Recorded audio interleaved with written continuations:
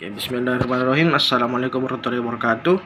Okay, so today I'm gonna talk about the phonology. Phonology, or we can talk it about how sounds function in language. The first point, how the word phonology defined. Just like learning phonetics and other previous topics, learning phonology needs to be initiated by learning its definition, and there is some definitions that I will show you. The first is from the online dictionary. The first from Merriam-Webster. It defines phonology as the science of speech sounds, including especially the history and theory of sounds change in a language or in two or more related language. The second is from Oxford Dictionaries. It defines phonology as the branch of linguistics that deals with the system of sounds. And there is also another definition from the linguist, according to Crane L. Yeager and Whitman. They define phonology is the study of how speech sounds are organized and how they function in language. And the second is Paul S.C. is of the opinion that phonology studies sounds in the context of language other speech varieties. It is concerned with which sounds a language uses and how it arranged them. And okay, there is two main point in this section.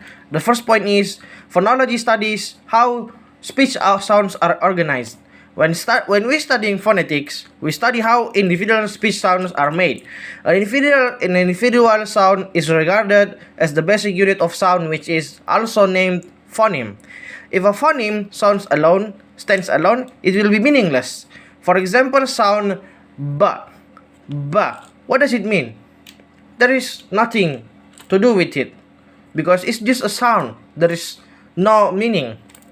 But when it used together or combined with the other different phonemes, it can carry a new meaning or some meaning. For example, a word book, which means a thing that carried a knowledge in it. If we replace the vowel sounds, if we replace the vowel sounds u with a, it will become back, which means you have to come back. From the example as well, we can learn that each language has a system of forming meaningful sounds in the term of words from combining phonemes. The system is known as the pattern or organization of speech sounds. The second point is how speech sounds are used. As stated earlier, or as mentioned earlier, that phonology allows us to use our knowledge of phonetics cognitively to make sounds which convey meanings in social interaction.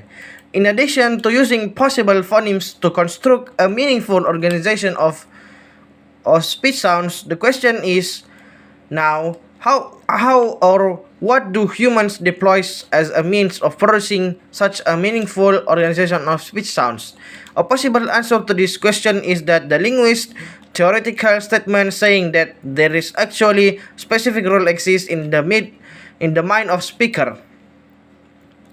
The different pronunciation of the double O letters between the words book and floor indicate how the rules works in terms of pronouncing double O letter in both words. In the word book, we pronounce its book with the sounds U because the N is K. The letter is N with K, and the floor, the letter is ending with letter R. So if there is another letters that end with K, then it will be pronounced like U. for example, look. And for the R, for the example, door, it also pronounced as O, floor, door. The second is sound patterns, contrastive and non-contrastive sounds. In this section, we are specifically going to study the pattern of speech sounds organization by taking English language as an obvious example. The speech sounds organization provides an overview of the patterns of phonemes organization in the language pronunciation system. From this point of view, the phonemes have at least two patterns, namely contrastive and non-contrastive sounds. And maybe that's all from me. Assalamualaikum warahmatullahi wabarakatuh.